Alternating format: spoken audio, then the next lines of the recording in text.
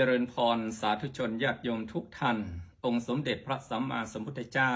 ทรงตรัสไว้ในธรรมสูตรว่ามนุษย์คนเรานั้นมี4ประเภทประเภทที่1มืดมามืดไปตโมตมะปรายโนประเภทที่2มืดมาสว่างไปตโมโชติปรายโนประเภทที่3สว่างมาแล้วมืดกลับไปโชติตมะปรายโนและประเภทที่4โชติปรายโนสว่างมาแล้วสว่างกลับไปคน4ประเภทนี้มีอยู่ในโลกประเภทแรกมืดมามืดไปเกิดมาในตระกูลที่เป็นมิจฉาทิฐิไม่เข้าวัดไม่ฟังเทศน์ตัวเองเกิดมาก็ประพฤติทุจริตกายทุจริตกายทำชั่ววจีทุจริตปากพูดชั่วมโนทุจริตใจคิดชั่วไม่เคยทำคุณงามความดีตายไปก็เหมือนมืดกลับไปอย่างนี้มืดมามืดไปไม่ดีถ้าเป็นโภคะสมบัติทรัพย์สินเงินทอง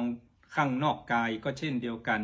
เกิดมาในวงตระกูลที่ไม่มีทรัพย์ไม่มีศีลไม่มีสมบัติตัวเองเกิดมาไม่ขยัน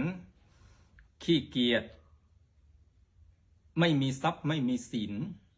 ไม่มีกินไม่มีใช้อย่างนี้ตายไปก็มืดกลับไปเหมือนเดิมไม่มีสมบัติอะไรทิ้งไว้ให้ลูกให้หลานคนฝรั่งยุโรปเขาจึงกล่าวว่าเราเกิดมาจนไม่ใช่ความผิดของเราแต่ถ้าเราตายไปแล้วยังยากจนเหมือนเดิมนั่นคือความผิดของคุณว่าทำไมไม่แสวงหาไม่ขยันหมั่นเพียรทำมาหากินไม่ดีคนประเภทนี้ประเภทที่2มืดมาสว่างไปเกิดมาในวงตระกูลที่ไม่มีสัมมาทิฏฐิไม่เข้าวัดไม่ฟังเทศน์แต่ตัวเองเกิดมาแล้วประพฤติสุจริตตลอดชีวิตกายสุจริตกายทำดีวจีสุจริตปากพูดดีมโนสุจริตใจคิดดีเมื่อล่วงลับดับชีวิตย่อมมีสุขติเป็นที่หวังอันนี้ดีมืดมาแล้วสว่างไปถ้าเป็นด้านทรัพย์สินเงินทองเกิดมาในวงตระกูลที่ไม่มีทรัพย์ไม่มีศีลแต่ตัวเองนั้นขยันทำมาหากินจนร่ำรวยเป็นเศรษฐีอย่างนี้เรียกว่ามืดมาสว่างไปดีประเภทที่3สว่างมามืดกลับไปเกิดมาในวงตระกูลที่มีสัมมาทิฏฐิพ่อแม่เป็นคนศีลคนธรรมแต่ตัวเองเกิดมาแล้วประพฤติแต่ทุจริตกายทำชั่วปากพูดชั่วใจคิดชั่วพอล่วงลับดับชีวิตไปก็มีทุกขติเป็นที่หวังอันนี้สว่างมาแล้ว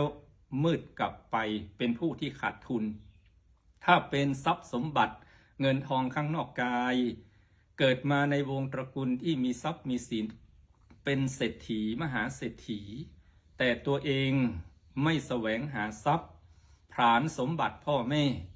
สุดท้ายไม่เหลืออันใดตายกลับไปลูกหลานอยู่ข้างหลังก็เดือดร้อนอย่างนี้เรียกว่าสว่างมาแล้วมืดไปประเภทที่4สว่างมาแล้วสว่างกลับไปคนประเภทนี้เป็นผู้ที่ประเสริฐเกิดมาในวงตระกูลที่เป็นสัมมาทิฏฐิตัวเองเกิดมาก็ประพฤติสุจริตกายสุจริตทำดีวจีสุจริตพูดดีมโนสุจริตคิดดีเว้นขาดจากการทำชั่วโดยประการทั้งปวงเมื่อล่วงลับดับชีวิตย่อมไปสู่สุขติมีความสุขความเจริญทุกภพทุกชาติอันนี้ประเสริฐดีถ้าเป็นทรัพย์สินภายนอกเกิดมาในวงตระกูลที่เป็นเศรษฐีมหาเศรษฐีตัวเองเกิดมาแสวงหาทรัพย์มีความร่ำรวยยิ่งกว่าในยุคของพ่อของแม่อย่างนี้เรียกว่าสว่างมาแล้วสว่างไปคน4ประเภทนี้มีอยู่ในโลกตั้งแต่โบราณกาลขอสาธุชนญาติโยมทุกท่านได้พิจารณาประพฤติกายสุจริตวจีสุจริตมโนสุจริตแล้วเว้นขาดจากกายทุจริตกายทำชั่ววจีทุจริตปากพูดชั่วมโนทุจริตใจคิดชั่วชี